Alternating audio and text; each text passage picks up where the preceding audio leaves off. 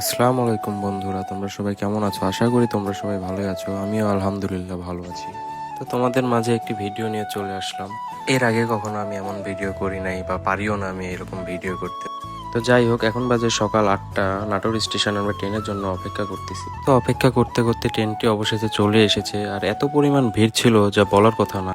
তো অনেক ঠেলাঠেলি করে আমরা কোনো রকম ভাবে ট্রেনে উঠি। তো ট্রেনের ভিতরে অতিরিক্ত ভিড় থাকার কারণে আমি ঠিকমতো ভিডিও করতে পারি নাই।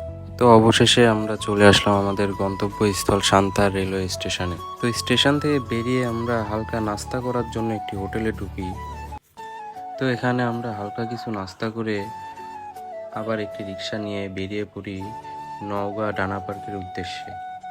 তো এখানে আমাদের হঠাৎ করে আসা, আমাদের কোনো প্ল্যান বা কিছুই ছিল না। হঠাৎ করে রাত্রে সবাই মিলে ডিসিশন নিয়ে আমরা যাব এখানে ঘুরতে। তো হঠাৎ করে আর কি চলে আসলাম। তো এখানে এর আগেও একবার আসছিলাম, প্রায় 4 বছর আগে। তো এখানে আসার আমাদের একটাই উদ্দেশ্য, যে সুইমিং পুলে একটু ঝাপাঝাপি করা। তো ফাইনালি আমরা সবাই রেডি হয়ে গেছি আর কি সুইমিং পুলে নামার জন্য। তো সেদিন এত পরিমাণ গরম ছিল যে পানি দেখে পানিতে না নামা পর্যন্ত শান্তি পাচ্ছিলাম না আমরা। তো এখন সবাই যে যার মতো লাফালাফি করতেছে, বেশ ভালোই লাগতেছিল আমার কাছে।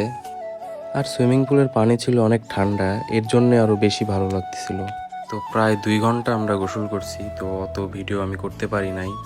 আর ভিডিওটা আমি এখানে শেষ করতেছি, জানি না কেমন হয়েছে। সবাই ভালো থাকবেন।